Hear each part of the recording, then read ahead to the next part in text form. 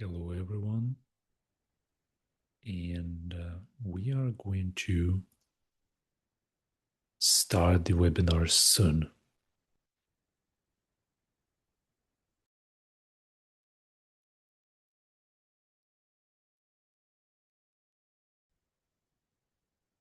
Hey, everyone. Welcome to the Beyond Tutorials webinar on the LastDevOps blueprint for 2026 DevOps. My name is Alex. I'm a founder of LastDevOps. And I welcome you here. First of all, thanks for joining very much. Second of all, if you have questions at any point, consider Q&A section in Zoom. You'll be able to submit your questions. I'll be able to see them, and I'll answer all of them after in the end of the webinar.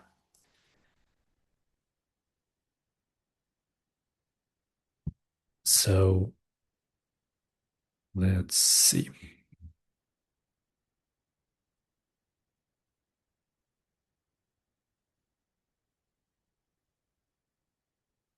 Okay. So what are we talking about today, right? Let's get right into this. So I've been in the industry for over 11 years at this point, and I've seen transition from just running stuff on VMs to the cloud, plus containers, CI/CD tools, rise of Kubernetes, and everything else. So I've managed teams. I've been in the trenches writing all the configs and scripts myself. And also, as the result, I hired people. I've seen resumes, and we decided which people we're going to interview, and which people who we're going to skip. So today we're going to talk about becoming a DevOps engineer in 2026. So, and I'm going to be honest with you. If you're looking for a presentation that promises you a six-figure job after watching a couple hours Udemy course, or you're in the wrong room. If you want someone to tell you that learning Jenkins or learning Kubernetes or learning Linux is enough to build a career, you won't hear that from me. So here's the reality. DevOps is currently probably the most critical, high demand role in the entire tech ecosystem. The market is projected to double by 2028. And we're seeing average salaries in six figures across the US. So the money is real, the demand is real. And but here is what people don't tell you, or they do, but in vague terms. This is not an entry-level role. There are no shortcuts. You cannot hack your way into understanding how systems work and why they fail at 3 a.m. in the morning. So over the next 90 minutes, I'm going to walk you through the actual practical roadmap to this career. So we're going to cover 4 main pillars. One is the reality of what's DevOps, what does it mean to be a DevOps engineer today and moving forward. Then the tech side. This includes AI, MCP, how these things change the game, and where is the foundational knowledge? What do we do about it? Then we're going to cover the security first mindset, because DevSecOps is practically redundant term these days. And at last, we're going to cover the strategy. So what to do about it, what to do if you are just getting started, as well as what to do if you started but you are stuck and don't know how to progress.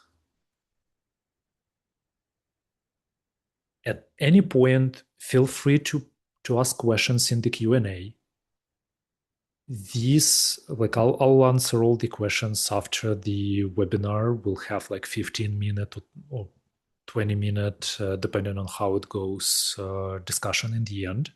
So when I'm going to try to answer all the questions. If we go beyond the time, we'll cover all the questions in the video, in the post-webinar video. I'm going to record the reply. So let's get started, right? We start with the reality, right? So there are several things that are important, right? Let's start by destroying the myth that for some reason refuses to die, right? DevOps is not a tool. What I mean by that, right? It's not Jenkins, it's not Kubernetes, it's not Terraform, it's not CI/CD. You cannot install DevOps into an organization.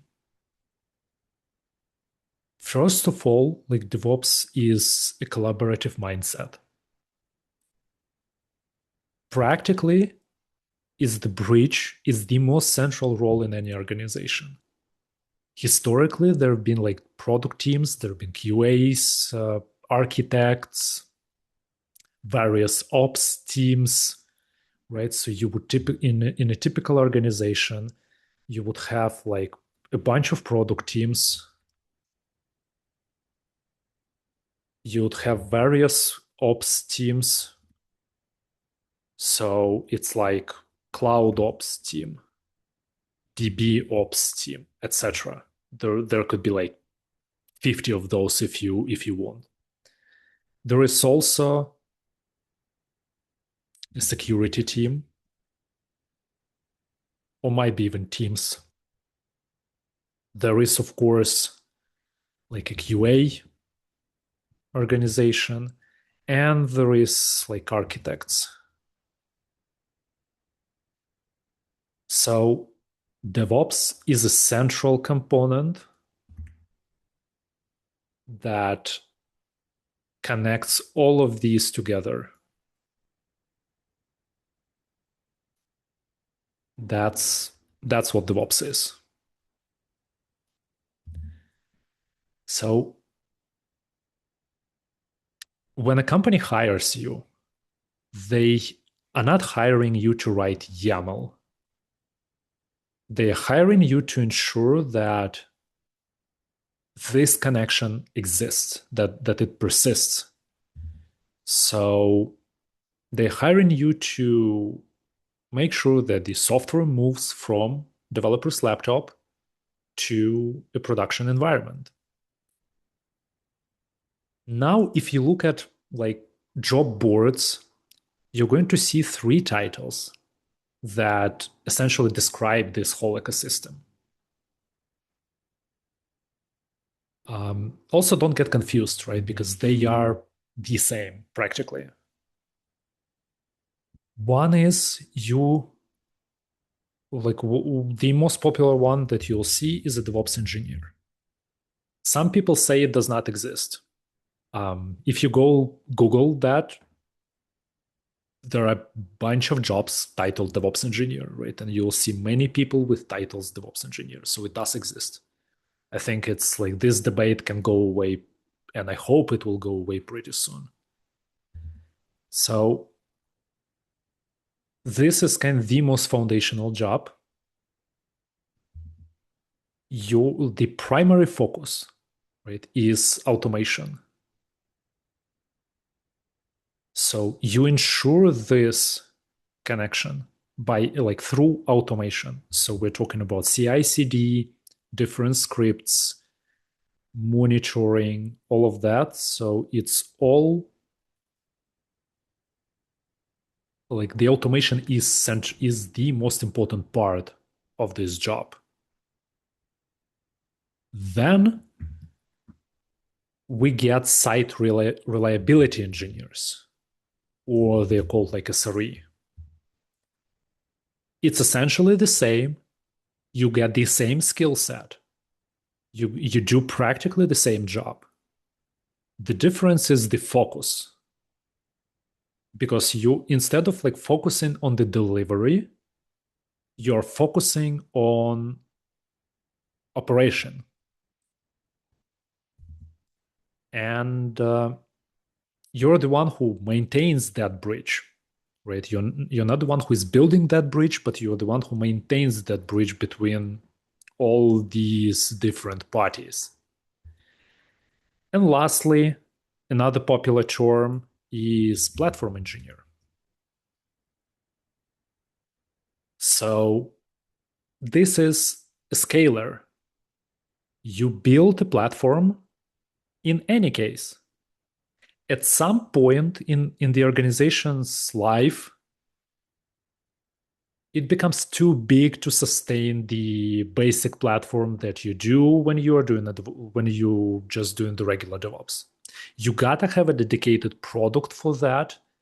And that's where the platform engineering comes in, because you treat software development lifecycle as a product in this case. So these skills, as you can see, they overlap. The mindset is what matters, right? So now let's talk about what companies actually need. So if you look at like SRE, DevOps engineer, and platform engineer job description, everything essentially can be boiled down to several components. One is automate everything.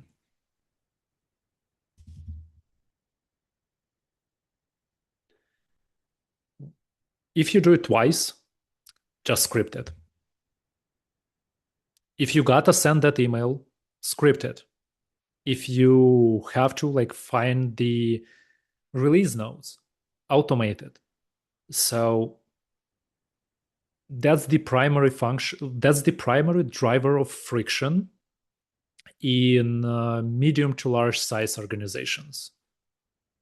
Because you have to go from one person to another, like talk, convince them that they have to do these things, plus that they have to have to check have to check whether you've done things correctly and all of that. So once you automate that, it's easy, because in this case it's not you who is doing the job, but the script. So it's the core of everything for all three roles. Then it's infrastructure as code. I see. No clicking in the console, right? If it's not in Git, it practically does not exist because it's not reproducible. That's that's also the backbone of everything DevOps related. It has to be automated and it has to be in code. And lastly, the most important part of the job is communication. As we talked before, you are the central part of the organization.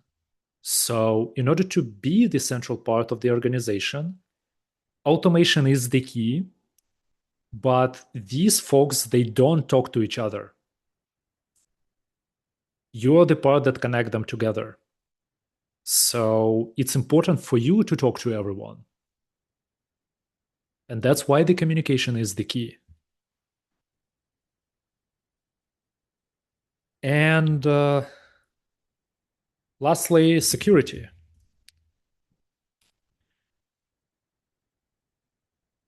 Previously, like people used to say, okay, we have to move fast. We have to we'll add security later, sometimes, like sometime later. It's not an option anymore. In these days, especially with prompt injections, especially with like the rise of social engineering and all of that, security is not something that you add as a nice to have thing. It must exist from the day one. And you, again, as the central function, because you talk to everyone, you ensure that the security standards are, first of all, adequate, so they are not insane, and that everyone adheres to them. So that's practically what's expected from you. So this means, right, that foundational knowledge is not optional. So this is the biggest danger facing junior engineers, middle engineers, even senior engineers these days. It's the AI trap. So tools like Claude Code or like GitHub Copilot or Cursor or others, they are amazing, right? They allow you to do incredible things. They can write Terraform configurations, right? They can generate a Docker file for you, a Kubernetes manifest. They can even parse the script, they can even write the script to parse logs or a bunch of other cool stuff. This brings the a really valid question: why do we need to learn the fundamentals? Why waste time learning Linux internals if AI can write the bash script for you or a Python script? The question for that is the answer to that question is pretty simple. AI amplifies your existing knowledge. It does not replace it. You can ask AI to write a Terraform config for a 3-tier web app. It will spit like 300 lines of code. It will look kinda okay-ish. You will run your Terraform apply and it will most likely work. But 2 weeks later, things will go wrong. State file will be corrupted. Some the database is not persisted for, there are no backups. The next iteration decided to rename your Lambda function or your database or whatever, and it got deleted. And if you don't know what AI did or why it did it that way, you're practically dead in the water. You cannot debug code you do not understand. And when your manager's manager asks you why your app is down, AI is not going to save you, right? So here are several foundations that you cannot skip. One is Linux. So let's call it foundations. One is Linux. It's easy to say, just learn Linux. What does that even mean? It's it means everything and nothing at the same time.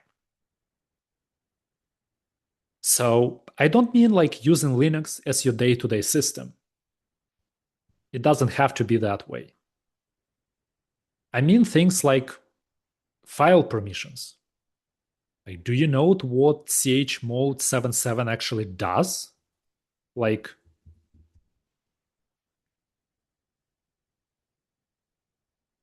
Why you should not use it? Do you understand systemd? Can you read the log file, a bunch of log files? Can you search through a bunch of log files in a folder without reading the file, without reading every single file individually, manually? So the cloud and all the modern systems, they are built on Linux. So you need to be fluent in it. There is no workaround. Then the second part is the networking. Again, it can mean everything and nothing at the same time.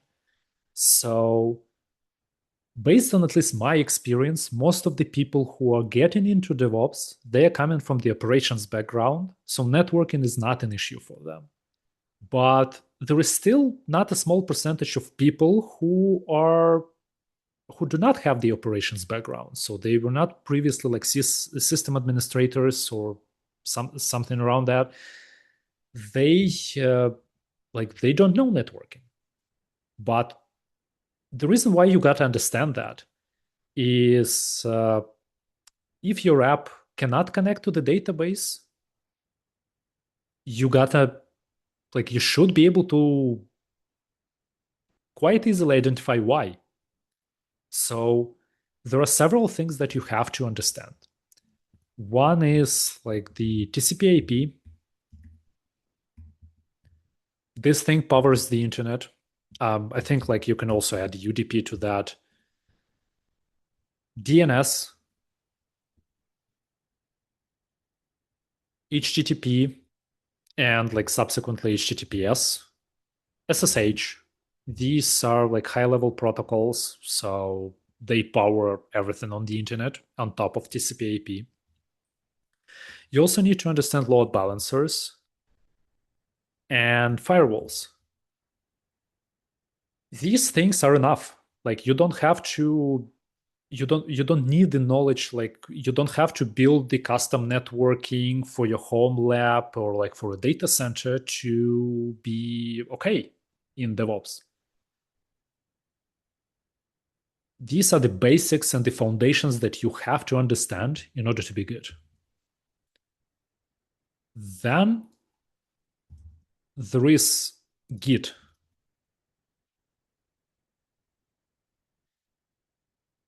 Git is probably the very first thing that you should learn, because if it's not in Git, it does not exist. It's a collaborative tool, right? It's where your infrastructure code lives. It's where your application code lives. It's where people collaborate on a single code base. So you should know how to work with it. It's like just beyond basic like git add and git commit, right? You need to learn how to rebase. You need to learn how to resolve conflicts. And that would be enough. So if you mess up Git, you practically mess up the whole your whole team's ability to work. So it's really the first thing that you should learn. Then there is scripting.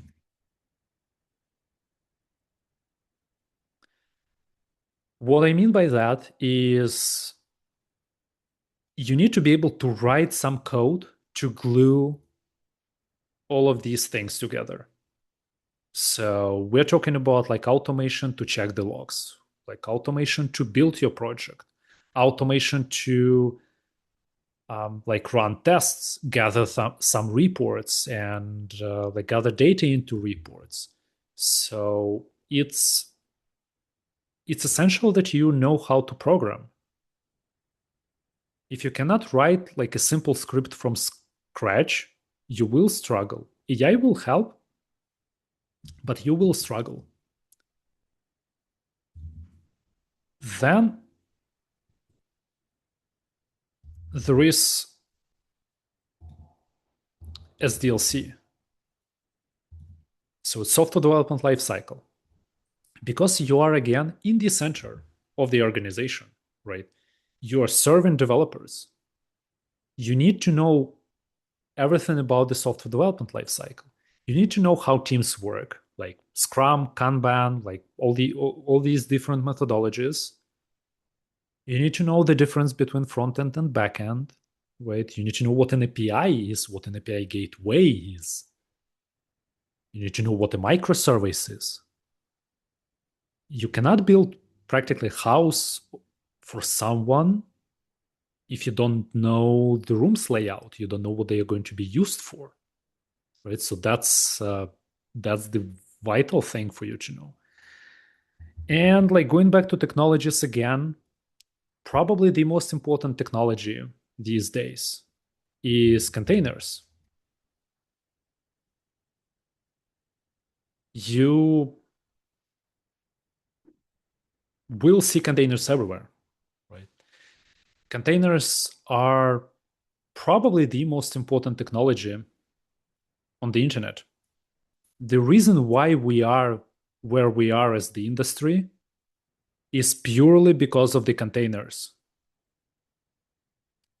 If containers were not invented, there wouldn't be no CI CD as it is today. There wouldn't be like no cloud as it is today.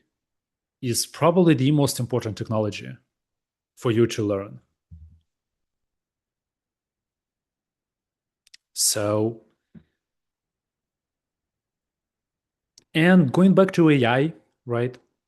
The senior engineer isn't the one who does not use AI.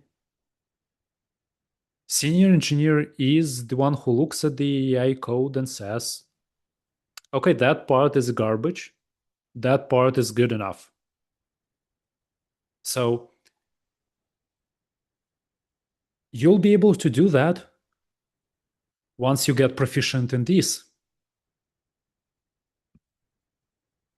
So moving on to AI part specifically, right? Why it's a game changer.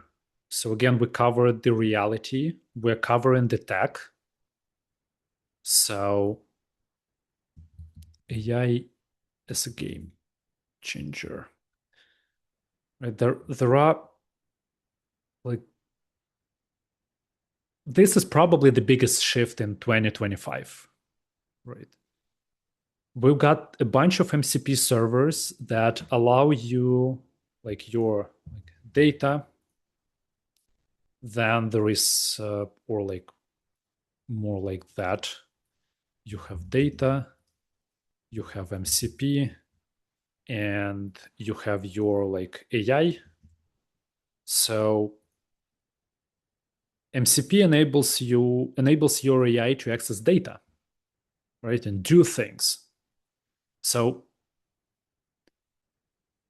the reason why it's so important is because because it enables like it makes access to information extremely simple.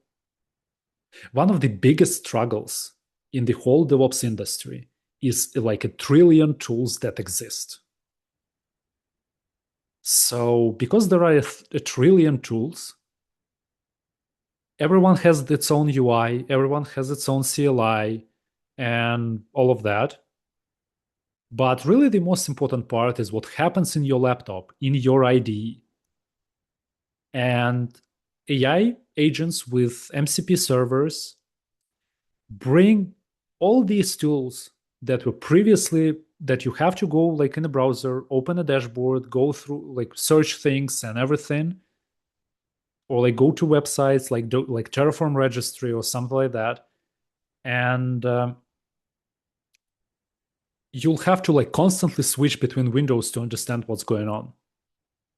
With the AI and with MCP servers specifically, it's no longer the case. Everything related to your work can happen right in your IDE. That's why it's super important. MCP is the standard, right? So that's like we now have MCP servers for like GitHub, for Jira, for Terraform registry, even for Kubernetes or cloud. Like monitoring systems have their own MCPs. So in order to do your work, you don't really have to leave IDE, which is amazing. And I think that's really where the industry should go. So let's say how like let me give you an example on how this changes your job. So let's say a deployment fails. You typically, before that, you would go to your CI/CD, right? So let's consider a scenario like a failed deployment, right? You would be doing like several things, right? You would go to your CI/CD system, like let's say GitHub Actions. You'd have to search through logs, right? You would see who committed the code, like what was the task. Then after that, you would navigate to Jira, right, to see what was the task about. Then you go to like Datadog, or let's say something like something like that, something like Datadog or Splunk or whatever, to find out what are the metrics, what are the logs. And really, you went to like three different tools at least, because you could do more. Like these days, you can have GitHub to build your code, and then you would have like, for example, Argo CD to deploy your application. So you would like visit 4 tools to simply gather the context for yourself, for you to understand what's going on. And with MCPs, you really just ask, like in your IDE, you ask what's going on, like analyze the failed deployment for like, let's say, payment surveys, right? And then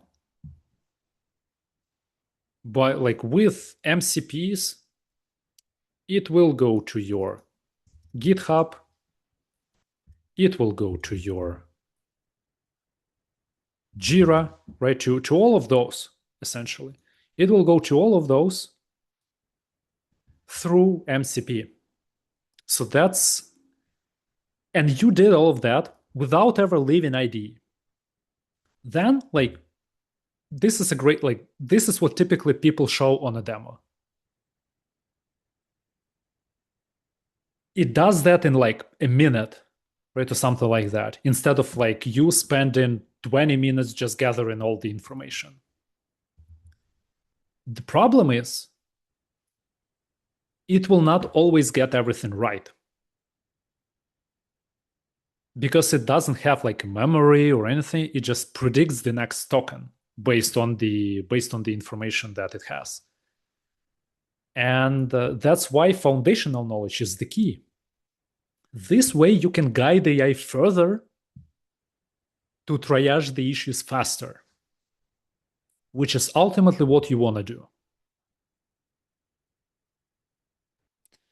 Then this really brings a really good question, right? If AI does that, why do you need me? Right? Why do what's the point of I saw a bunch of LinkedIn posts on like SRE agents that do issues triaging by themselves, right? And my answer to this question is pretty simple. So AI helps you to analyze. So you find out what's wrong faster. But AI provides just with the information. You make the decision on how to act on that information.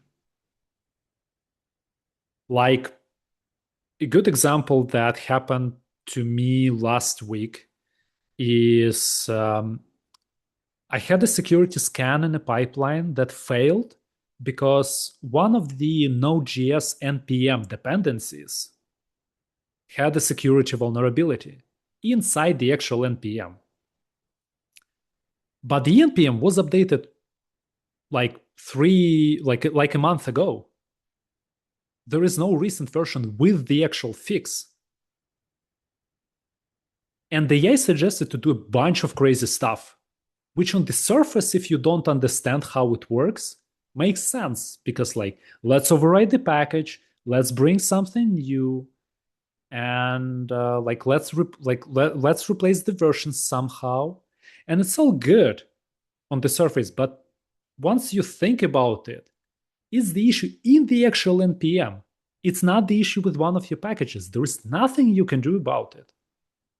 You gotta wait for the fix. You can go back to the previous version to see if the issue is there, but it's not always going to be the case.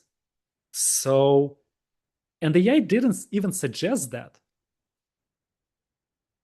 So, really, you gotta treat AI as a junior colleague with access to all the information in the world. It's like fast, it's eager, it has read really the entire internet, but it has zero production experience on how things really work. It has no intuition. It doesn't know your relationship with like different teams. It doesn't know what like that the legacy system, like your legacy billing system falls if you look at it the wrong way. You use AI to move fast, but you have to use your brain to stay safe. That's the most important part. So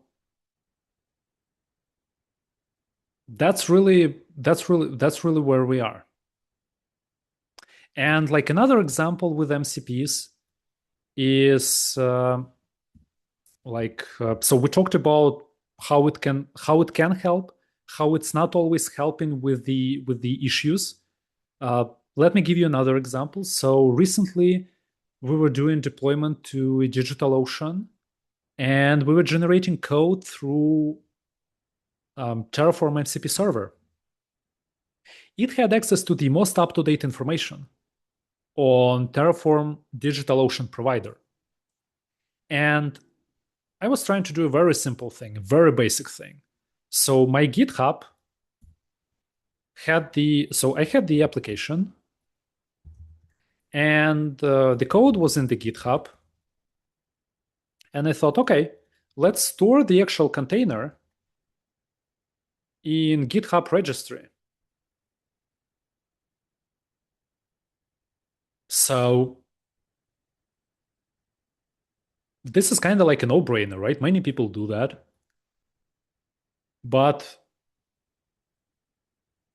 Terraform in DigitalOcean didn't, like Terraform provider in DigitalOcean didn't even have the documentation on how to connect DigitalOcean to GCR. But you could do that. It's in their API, it's in their CLI, and it's even in their UI. So when you're clicking, you can actually click and see, okay, let's connect to GitHub. But there was no example. So AI didn't even know about that when it was using the MCP server, and it generated a bunch of garbage that doesn't make any sense. And after that, like Claude said to me, nope, it's not possible, which is in fact incorrect. So you gotta know your ropes, and you gotta know how to tie them in order to use AI effectively, because it will not always get things right. And it's important to understand when, it's important for you to know when things are not right, so you can guide it in the right direction. So moving on to, like, we talked about the tech side, right? Let's move on to the security, right?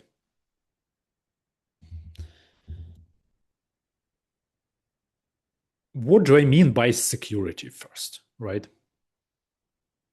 DevSecOps does not exist anymore, in my opinion. So there is no, like previously there was a DevSecOps, which is you running scans in your pipeline, practically. Which is like, might be 10 years ago, it was like, yeah, that makes sense. But right now, I do not consider this DevSecOps. I just consider this a DevOps. Security first approach. It's just DevOps, right? It shouldn't exist as a separate thing. If you're a DevOps engineer and you're not doing security, you're not doing DevOps. In the old days, security was a gate, right? You build the software, and like right before the launch, the security team would audit, find like 100 bugs, stop the launch, and everyone hates the security team for that. In 2025 and beyond, right? We have 1,000 security tools. So we can use them as guardrails, not gates. You don't need to be a hacker to be secure. You just need to cover several bases. So what are these bases? First of all, it's secrets detection. Never, ever. This is the rule number one. This is the most important rule. Never commit API keys to Git.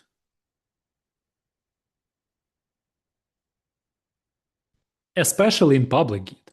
Like even in private Git, it doesn't make any sense. So never commit secrets to Git. Use Vault, use like AWS Secrets Manager, GCP Secrets Manager. Doesn't matter. If you hard code your credentials, you fail.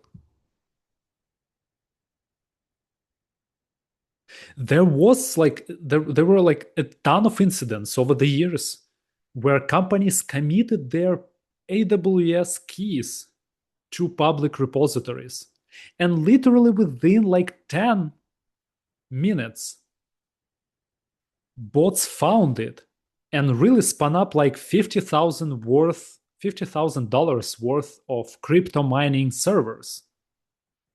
So it's like never commit your credentials. Then another thing is IAC scanning.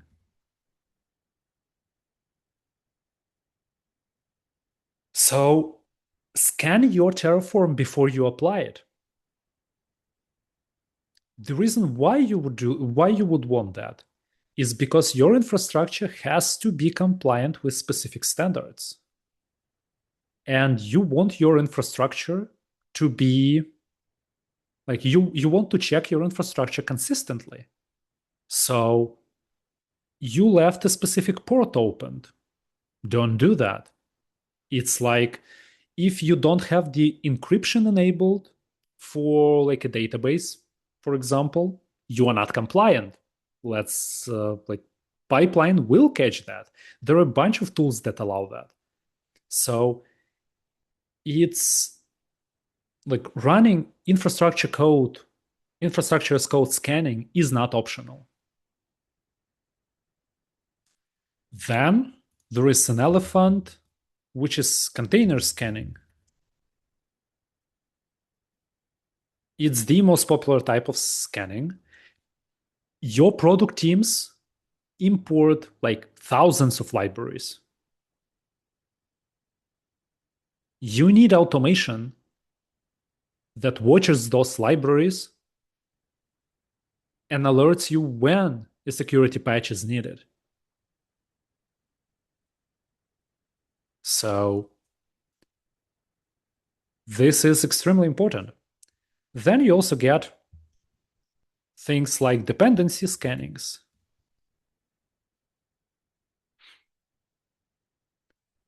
Because you're like, again, you're importing thousands of libraries.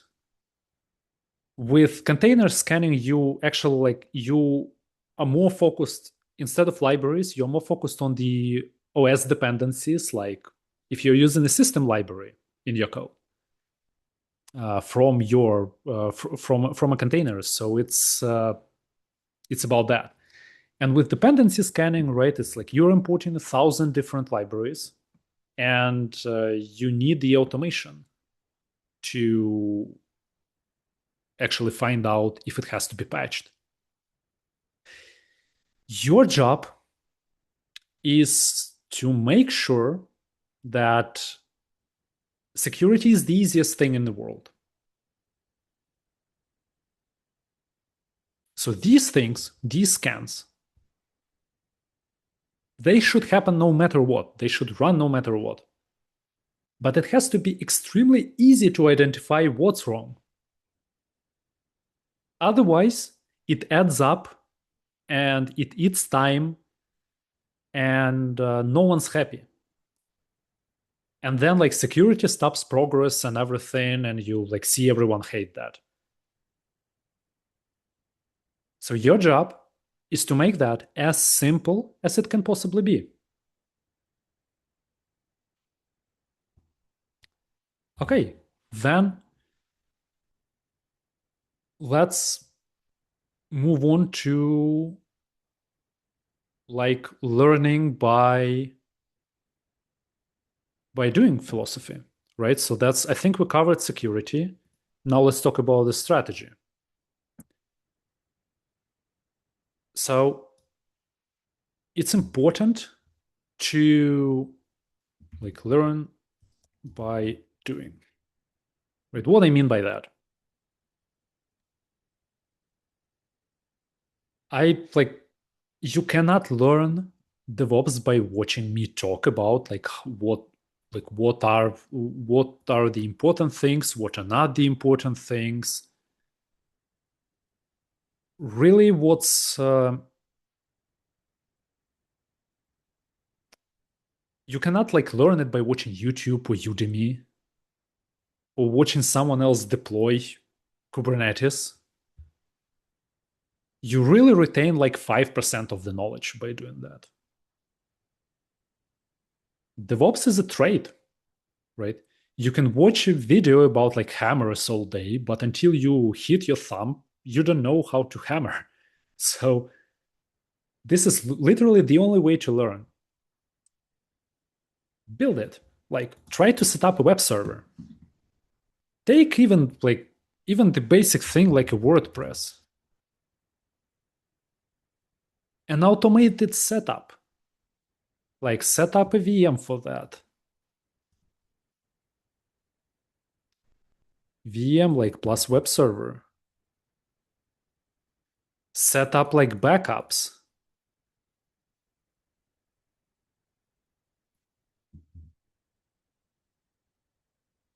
Set up the database even.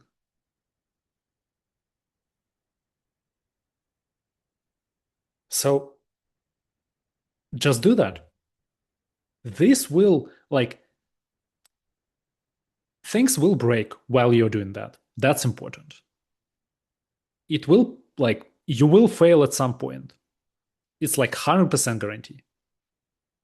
The documentation will be outdated. Medium articles, YouTube videos, they will be outdated and they will not cover things you need. The version that you're deploying will be wrong. So debug it. Find out exactly what's wrong and why. Because this is the actual job. This is what you do day to day as a DevOps engineer.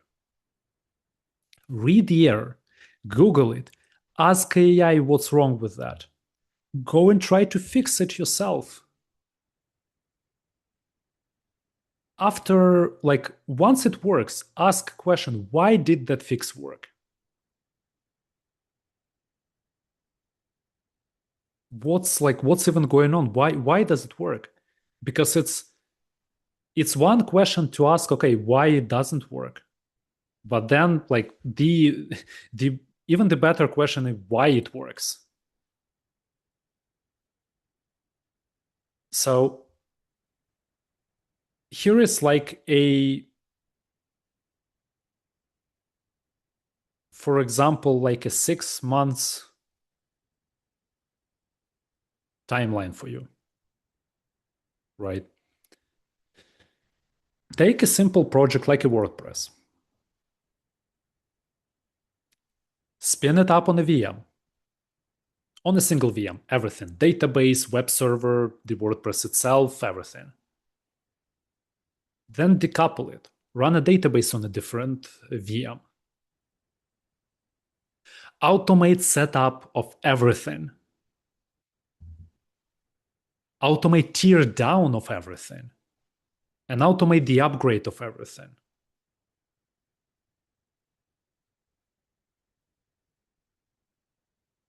So this will and then tear it down, remove everything, and do it in the cloud. Exactly the same setup, the same VMs, everything, and remove it again. And then do it the third time. But use cloud native services for that. Like use, for example, AWS RDS instead of the VM for the database. Use ECS Fargate instead of running a VM. And by gradually increasing that complexity, you learn more and more and more. And your automation becomes more complex.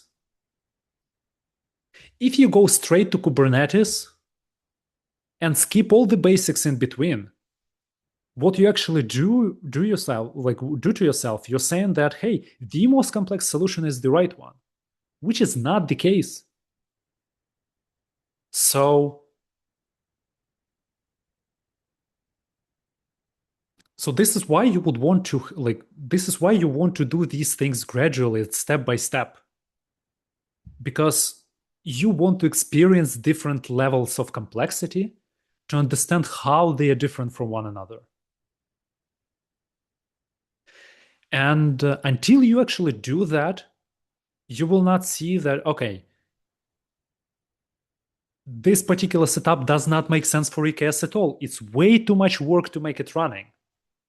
Or no, actually EKS was pretty simple, but the ECS Fargate was quite a painful experience. And things like that. And that's really something that you have to experience instead of actually just trying to thinking, okay, I'm gonna go with the most popular solution and I'll be fine. No, that's not how it works. And that's actually what differentiates a person with experience from a person who doesn't have the experience. Because the person who doesn't have the experience goes with either the most popular solution or the one they know. But the person with the experience goes with solution that works and that's simple enough for now. Because you can always engineer complexity on top of it. Like if you just, for example, start with, okay, so you have the VM plus web server, you have the database, everything's running on the single VM. You can take out the database. Then okay, let's automate backups into another service and let's decouple that. So if in case the web server fails, I don't lose any of my backups. So it's easy to add more complexity. It's much harder to make things simple. But you can only do that if you have experience. If you know what is simple, what's not simple. So that's why it's extremely important for you to do that. So now let's look at the timeline, right? So let's call it from 0 to hero, right?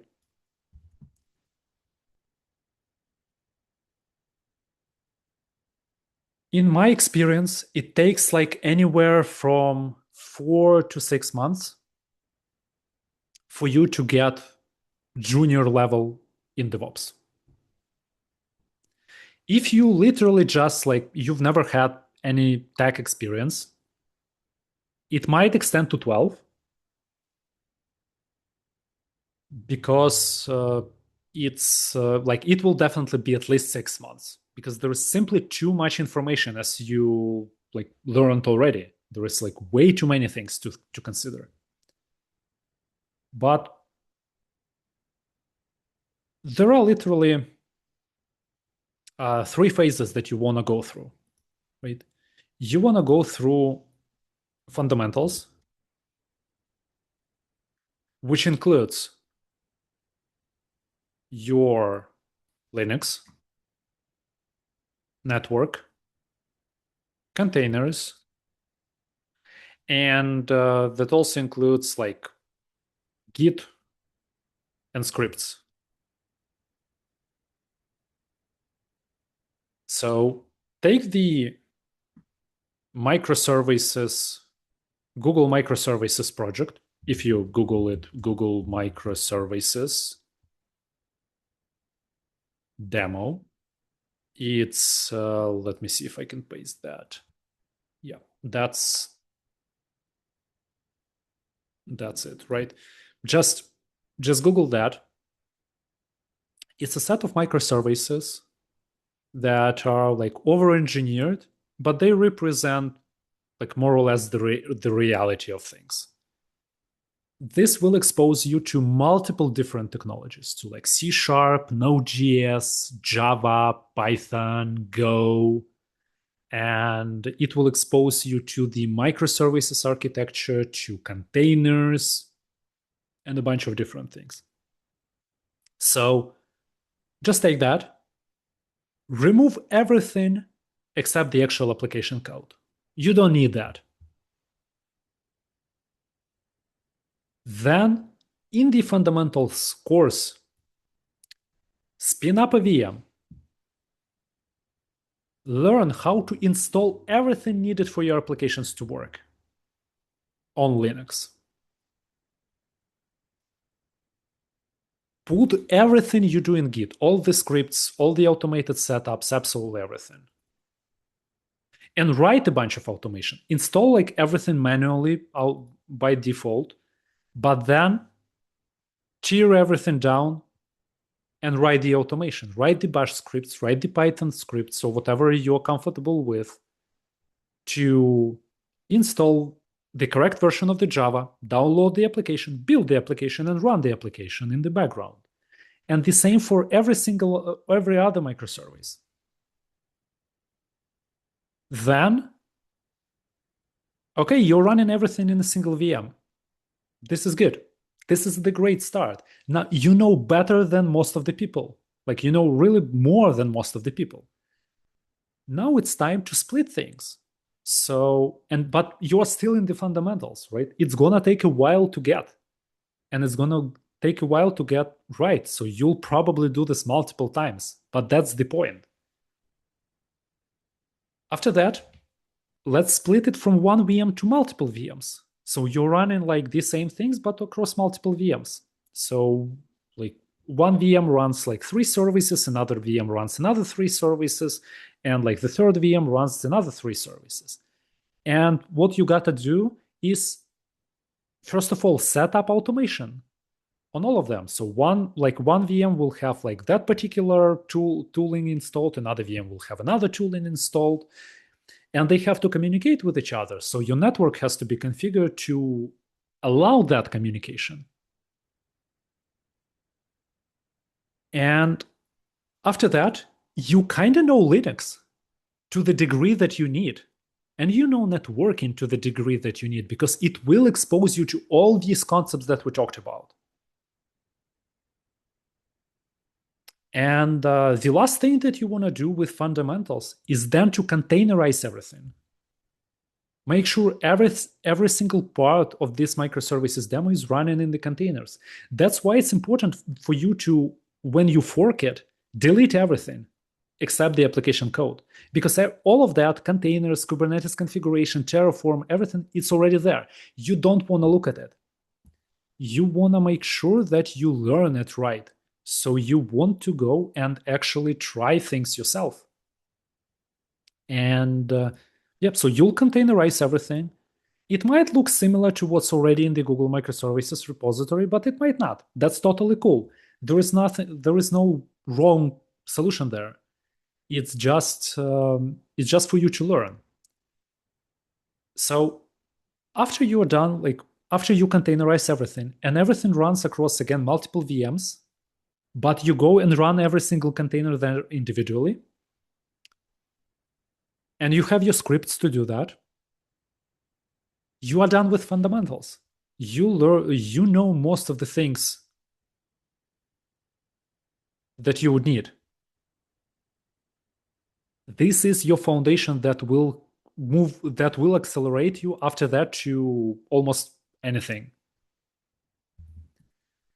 The second part will be the phase 2, which is going to be the tools.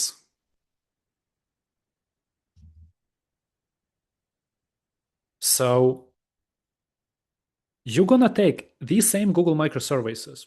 So it's everything, the same repository, the same thing you're doing. But instead of building it on your local, you will use GitHub Actions.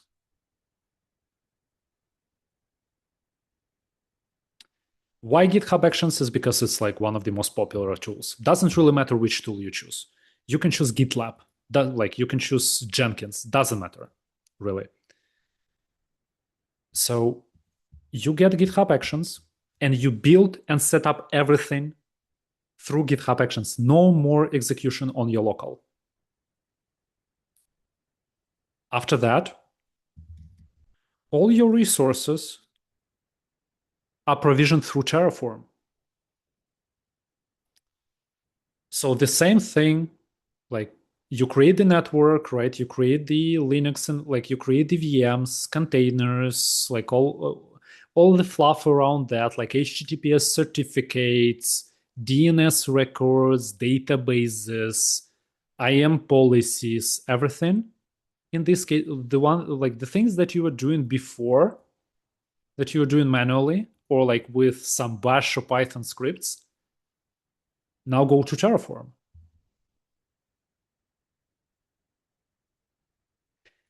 And then on top of that, you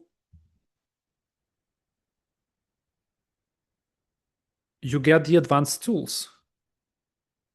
So you get observability.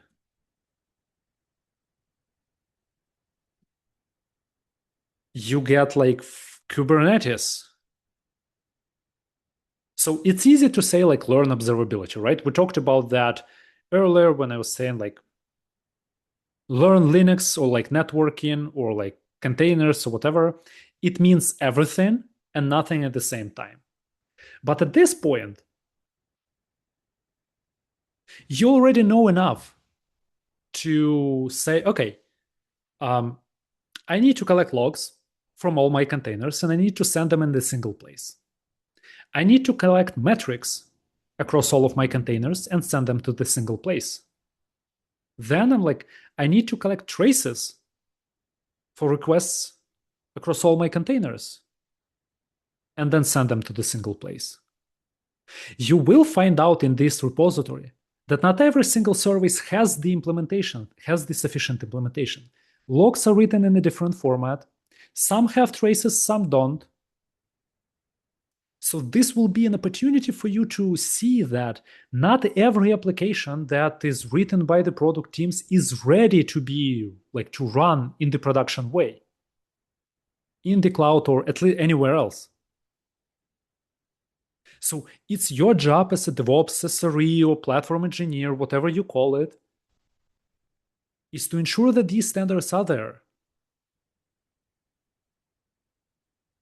In some in some smaller scenarios, when you have just a few services, it's not that big of a deal. But when you go to the actual platform engineering, when the scale allows that, standards are the most important thing out there. And you have enough knowledge to ensure that, okay, standards are there. I know how to do that. I know what to do. And you'll actually go and do that. And the same thing with Kubernetes, right? Because learning Kubernetes means nothing and everything at the same time. You got to know how to operate the cluster. You got to know how to upgrade the cluster. You got to know how to deploy with no downtime. That's it. That's enough. So you can take microservices demo repository from Google when you know absolutely nothing to the full-fledged production setup that you built, not that you copied from somewhere, but that you actually built and understand that how it works in like anywhere between like 6 to 12 months, depending on your commitment.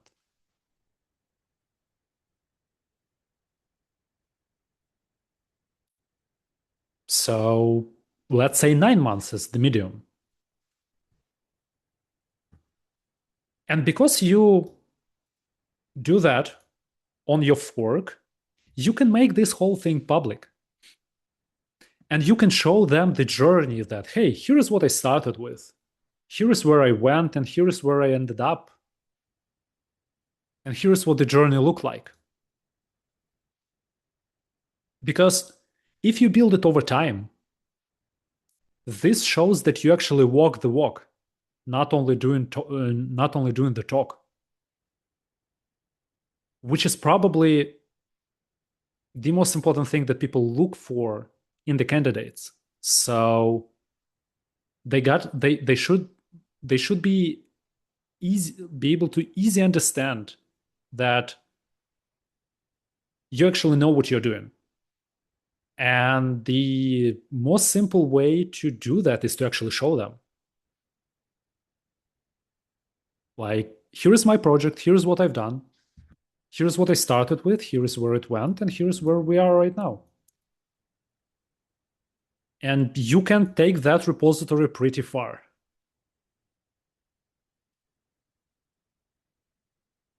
Now, let's talk about like getting the actual job, right? So when you apply, right, remember, junior DevOps roles are rare. Companies want seniors. The reason why they want seniors is because the cost of a DevOps mistake, because here is like what they are responsible for, right? They connect everyone. The cost of the DevOps mistake has a much, much larger blast radius on the organization level than a DevOps made by anyone else. Or, sorry, by mistake made by anyone else. So that's why the DevOps junior positions are not common.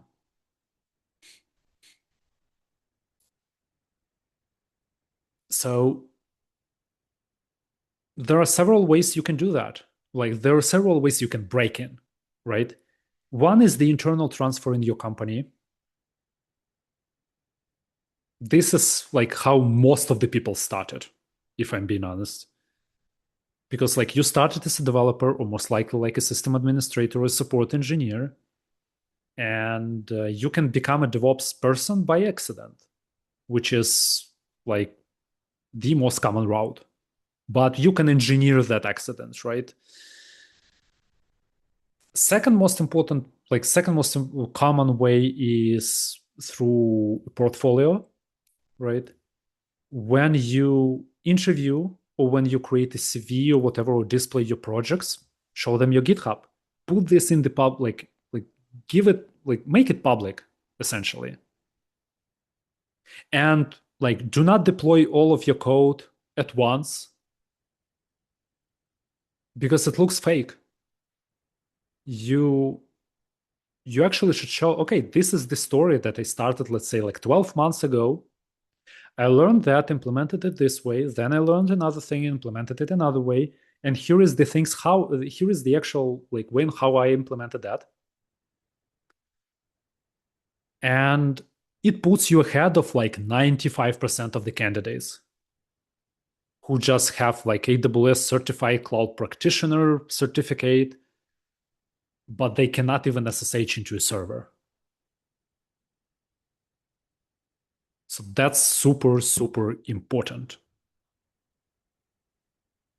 Then the like once you're in, so this is what the junior to middle journey looks like. You gotta build that in order to get enough experience to get in.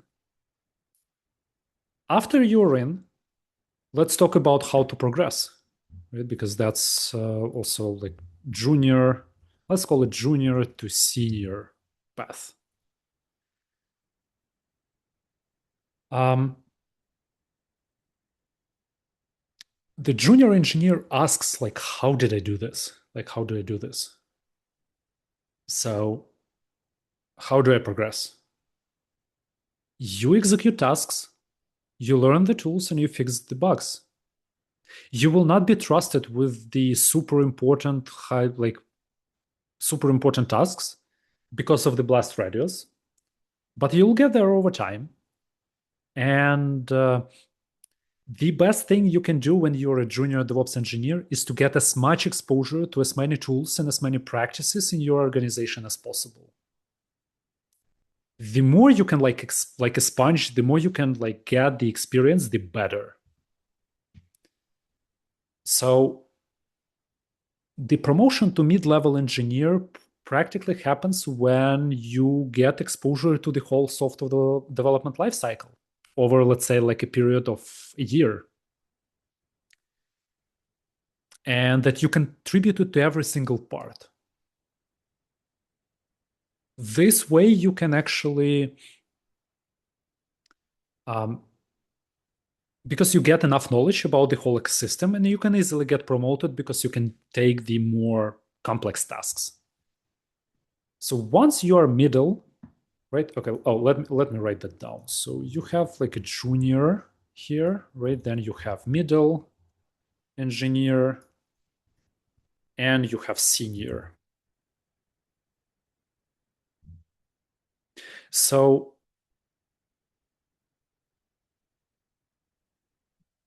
junior knows very little. The most important thing you can do is to get as much exposure to different tools and processes in your organization as possible and contribute as much as possible.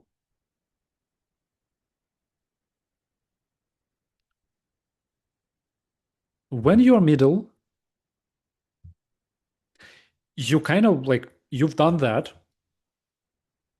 You're you are trusted with more complex solutions.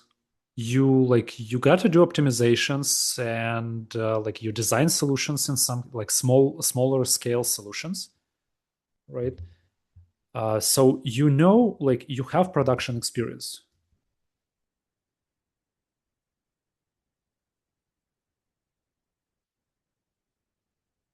Your best bet, to be honest, here is to experience different tools and things. So expose yourself to different tools, to different tools, practices, and techniques. So across the whole SDLC.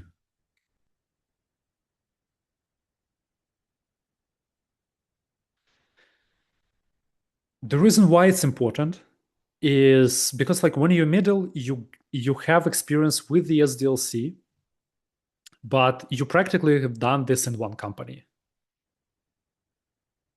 The most important thing you can do for your career here is to expose yourself to a bunch of different things. If you, let's say, like if you worked with GitHub Actions, do the same thing with GitLab. Do the same thing with Harness. If you are using Terraform, do the same thing with like Bicep or like CloudFormation in a different cloud provider. if you're like using Kubernetes, don't use Kubernetes. Run everything on VMs. Or if you're like using VMs, containerize everything and run in Kubernetes. So just do the same thing that you are doing, but in a completely different stack. Like it should not even like no tool should be the same.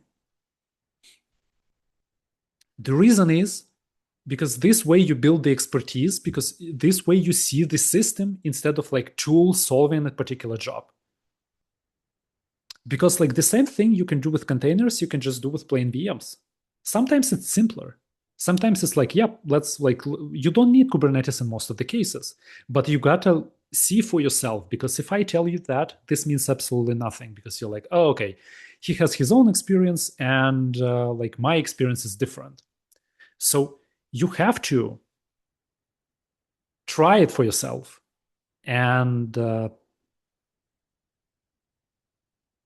try different things to see what works, what doesn't work. And it's okay if it doesn't work. It's supposed to not work all the time. Because this allows you to see where are the boundaries, where is the border that says, okay, if I go through that border, this means I cannot use that tool or that technique anymore. I gotta do something else. Which is the real definition of experience. Once you do that enough times, especially in the production environment, you become senior by default. So really, you are asking the question, should we do this at all? Because you know where it can lead. And you can show exactly where the problem is. Because like you can see many posts on LinkedIn that say you should not use Kubernetes. Why? Like people explain things in vague terms.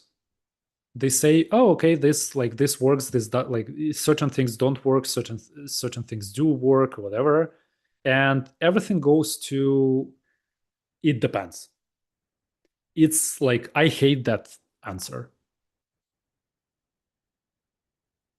It does not depend on anything. You have to figure out for yourself.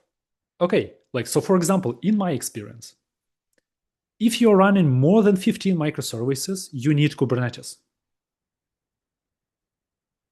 There is the question, what do you need 15 microservices for? If you can reduce that size to five services, you don't need Kubernetes. You can simply live with ECS Fargate, or like you can use GCP Cloud Run, which is built on top of Kubernetes, or like Azure App Services or whatever, or like Kamal if you're running like on bare VMs or whatever. This you gotta know the limits for yourself based on your own experience, because everyone's experience is different. For some people, certain things are more complicated than to others. So that's kind of why you gotta do that. And as you grow, right, when you become senior, you actually do more of the architecture and you do more of the risk analysis. So it's really about architecture and risk analysis. Yep. So that's kind of where you go when you become senior. And here is how to, like, and this is the specific path on how you can get there. So we covered a lot, right? We covered like the current state. We covered the tech, the different tools, AI. We covered security. We covered the strategy on how you can get from zero to DevOps engineer and how can you progress from being a junior DevOps engineer to the senior DevOps engineer. And this path is valid for SRE, this path is valid for platform engineer. It's all the same thing. It's just different titles, but responsibilities are the same. So it's hard, as you can see. It's a lot of information. There will be days where you would want to throw your laptop out, and there will be like a ton of YAML, unfortunately. But this job is incredibly rewarding. You are the builder. You are in the center of the whole organization. That's why it pays six figures in the US. Because you are the central part of the organization. No one admits that, but it's the fact. Without you, things don't work. People don't communicate. So that's my final my final advice to you is open your terminal and build this. Just do that. Just follow the path that we talked about. And you will practically supply yourself with senior level knowledge, with senior level expertise in 9 months. Might be like in 6 if you are persistent and can dedicate a lot of time. And then the promotion, the first job, or like a new job will be extremely easy. Because I think, yes, there are a lot of like CVs, reviews, and all of that, right? But nothing really beats expertise. There is no way around that. If you show that you have enough expertise and that you have a lot of the expertise, the job will come. It's a matter of time. It's not if, it's really when. So thank you so much for listening, and I'll be happy to answer any questions that you might have.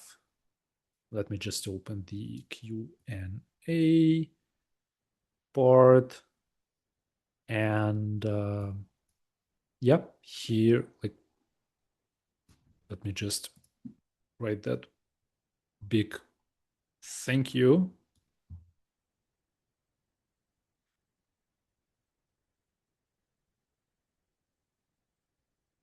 Okay. So just go to the Q&A section in Zoom, type in your question, and I'll be happy to cover everything that everything that you want. And also, as to those who attended and to those who couldn't attend, the webinar is recorded, so I'll send the summary as well as the recording shortly. I think Zoom processes this within like an hour and a half or something like that. So that should be at the latest, probably by the end of the next day.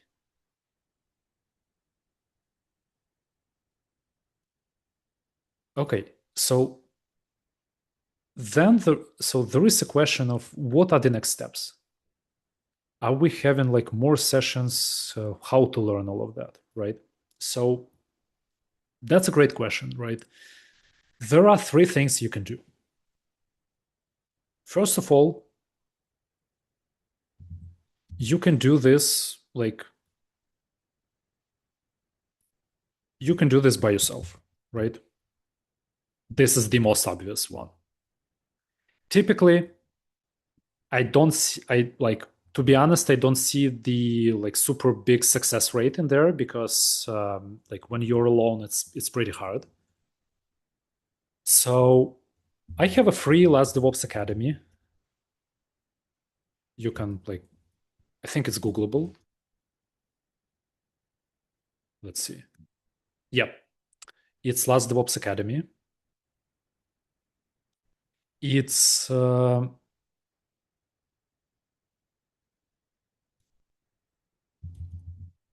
It's in the platform called School. We do 3 building sessions per week. And it's like Tuesday, Wednesday, Thursday every week. It's probably like an hour and a half building session where we just build different projects from scratch to production.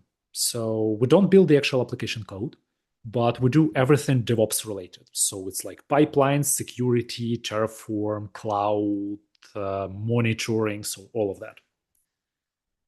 And it's free. The third option, which is like which is something that works as well, because why the second option works is because you get the specific guidance on what to do, and you get the community, which you can ask questions, which will support you and do all of the cool things as well. And the third option is like I do the one-on-one mentorship or cohorts.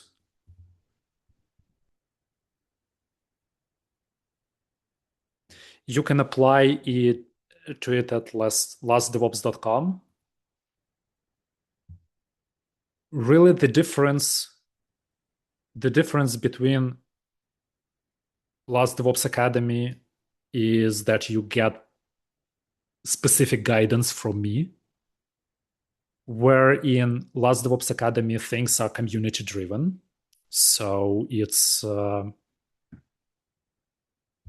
like essentially community decides what we build next. In one-on-one mentorship, I build the plan and we actually do like we actually do 6 projects. So it's like specific to you, and it's like highly customizable because of that. So I would say like the third one obviously gives the quickest results. The second one gives you the medium term results, but you get you get a lot of benefits as well. And by yourself you can also do that. It's for example how I learned. I didn't attend any boot camps, any like I have like I have a background in software engineering, so it helped, of course. But I didn't have to like go to a boot camp or buy a course or whatever. So this is also doable. I would say just like it's purely up to you. If you need guidance or if you want guidance, third option is probably the best because of that. And yeah, that's kind of how you do that. If you join the if you join the Last DevOps Academy, we have the building session today later in about like 2.5 hours. And if you join the one-on-one mentorship, because you joined from this call, like from this webinar, you'll get a substantial discount. And yeah, so thank you so much for your question. And then like we have the second question is how much time should a person dedicate to learning every day for a beginner looking to transition into DevOps with a current full-time job? That's I think where most of you are, right? So I wouldn't say like as much time as you can, because this is not fair. I'd say dedicate certain days. It's like, I don't know, 4 days per week. So like there are several options. Let's talk about them. So first one is 4 days per week, where you dedicate like around 2 to 4 hours.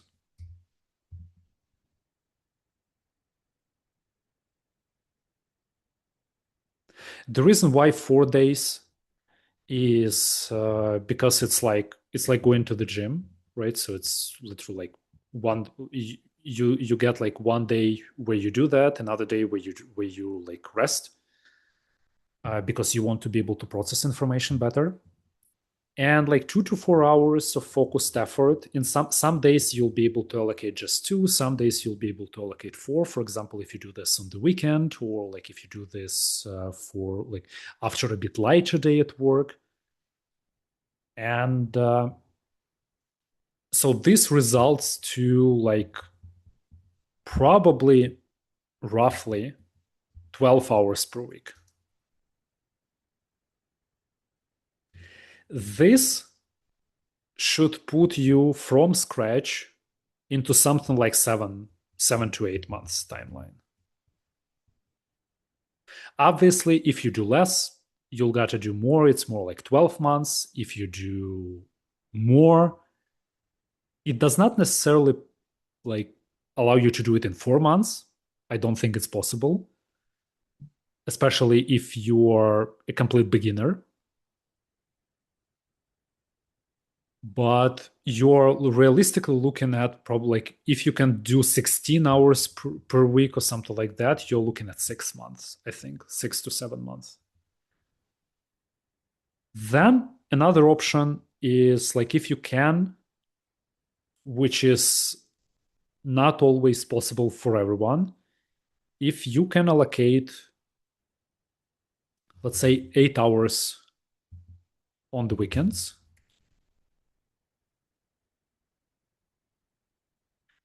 and you can allocate something like, so what it would be 3 hours per day during the weekdays.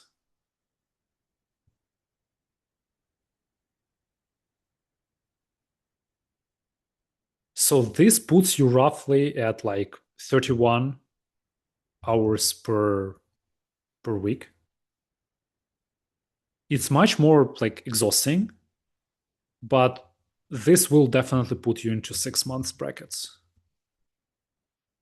especially if you're from scratch. And you'll most likely like the reason why you cannot do it faster is because you gotta experience a bunch of these things. And you might be able to squeeze it, like, let's put it, okay, we can put it into like 4 or 6 months. You cannot do it faster simply because you will not get enough expertise. Especially, and I'm talking about it like if you're starting from scratch, like if you have IT background, keep the hours the same, but you will achieve the results faster. If you don't have the IT background, this is what you realistically look into. It's not the entry level job. That's you can like there is no become DevOps engineer in 21 days. It's a lie. Like you cannot physically learn and practice that much information and skills in 21 days. So you need time to process this information, reflect on it, and everything. That's why we are talking about that timeline. I hope that answers the question. And yeah, so I think that's it. You'll get the recording. You can send me an email after that. It's really it's going to be in the Zoom notifications, so you'll be able to message me with any questions that you want, and I'll be happy to answer them. So thank you so much for your time. Appreciate you all joining, and have a great rest of the day, and I'll see you in the future webinars. Have a good one.